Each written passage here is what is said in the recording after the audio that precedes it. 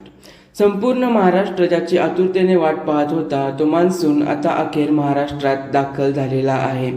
तळ कोकणात मान्सूनचा अधिकृतपणे प्रवेश झाल्याची घोषणा भारताच्या हवामान विभागाने केलेली आहे। गोवा पूर्णपणे व्यापल्यानंतर मोसमी वारे आता महाराष्ट्राच्या उंबरठ्यावरती येऊन ठेपलेले आहेत।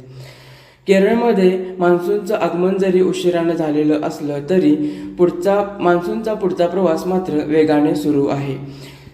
4 जूनला मान्सूनचं केरळमध्ये आगमन झालेलं होतं। 5 जूनला मान्सूनने कर्नाटक, तमिळनाडू आणि अरबी समुद्र व्यापला होता आणि 5 जूनच्या रात्री मान्सूनने गोवा देखील पूर्णपणे व्यापलेला होता आणि 6 जूनला आज मान्सून महाराष्ट्रामध्ये तळकोकणामध्ये दाखल झालेला आहे। मागच्या वर्षी मान्सूनने 24 मेला केरळमध्ये आगमन केलेलं होतं। त्यानंतर 25 मेला मान्सून तळकोकणामध्ये दाखल झालेला होता आणि 26 मेला मान्सूनचं मुंबईमध्ये आगमन झालेलं होतं।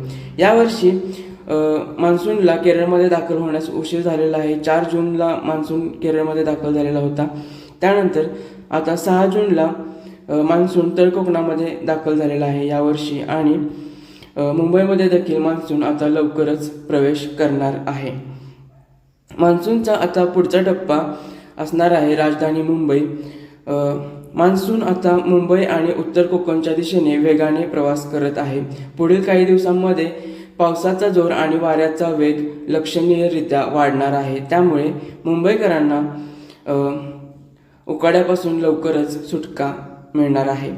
संपूर्ण महाराष्ट्राने एप्रिल आणि मे महिन्यात प्रचंड हीटवेव्हचा सामना केला। विशेषतः विदर्भामध्ये खूप मोठ्या प्रमाणात हीटवेव्ह पाहायला मिळाली आणि आता या हीटवेव्हपासून महाराष्ट्राला सुटका मिळणार आहे आणि अधिकृत प्रवेशामुळे खरीप हंगामाच्या तयारीला सुद्धा आता वेग आलेला आहे।